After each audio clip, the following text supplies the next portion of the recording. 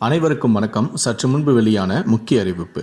குடும்ப அட்டைதாரர்கள் பயன்பெறும் வகையில் ரேஷன் அட்டை வைத்திருக்கும் அனைவரும் கவனத்தில் கொள்ளக்கூடிய மிக மிக முக்கியமான மகிழ்ச்சியான அறிவிப்பை தமிழக அரசு வெளியிட்டுள்ளது.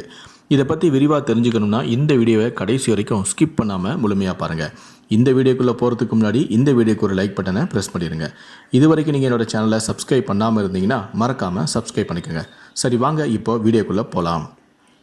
மகளிர் உரிமை திட்டத்தின் மூலம் கோடிக்கணக்கான பெண்கள் பயன்பெற்று வருகிறார்கள். இந்த திட்டத்தின் மூலம் பல பெண்கள் தங்களது அத்தியாவசிய தேவைக்கு போக மீதி பணத்தை சேமித்து வருகிறார்கள்.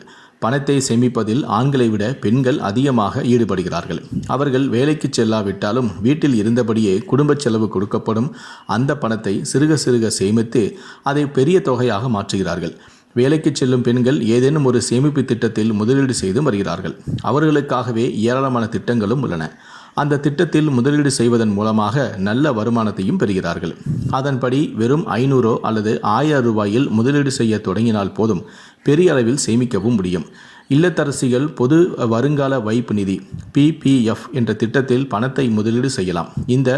இதில் குறைந்தபட்சமாக 500 ரூபாய் முதல் அதிகபட்சமாக 1.5 லட்சம் ரூபாய் வரை ஒரு ஆண்டுக்கு முதலீடு செய்யலாம். இதில் செய்யப்படும் முதலீட்டுக்கு 7.1% வட்டியை அரசு வழங்குகிறது. இதில் 15 வருடங்கள் தொடர்ந்து முதலீடு செய்து கொள்ள வேண்டும். பின்னர் முழு தொகையோடு வட்டியோடும் திரும்ப எடுக்கலாம். இதில் அதிகமான அளவில் பெண்கள் முதலீடும் செய்கிறார்கள். இதில் பணத்தை முதலீடு செய்வதன் மூலமாக நிறைய லாபத்தையும் பெறலாம். 12% வரை வருமானம் கிடைக்கிறது. இந்த திட்டத்தில் சேர்ந்து 3 ஆண்டுகளில் கடன் வாங்கும் வசதியும் உள்ளது. ஒவ்வொரு மாதமும் இந்த திட்டத்தில் 1000 ரூபாய் முதலீடு செய்தால் 15 ஆண்டுகளில் வட்டியுடன் சேர்த்து சுமார் 3 லட்சம் ரூபாய் வரை நல்ல தொகையை நீங்கள் பெறலாம். இந்த திட்டத்தில் விண்ணப்பிக்க தபால் அலுவலகமோ அல்லது வங்கிகளிலோ நீங்கள் விண்ணப்பித்துக் கொள்ளலாம்.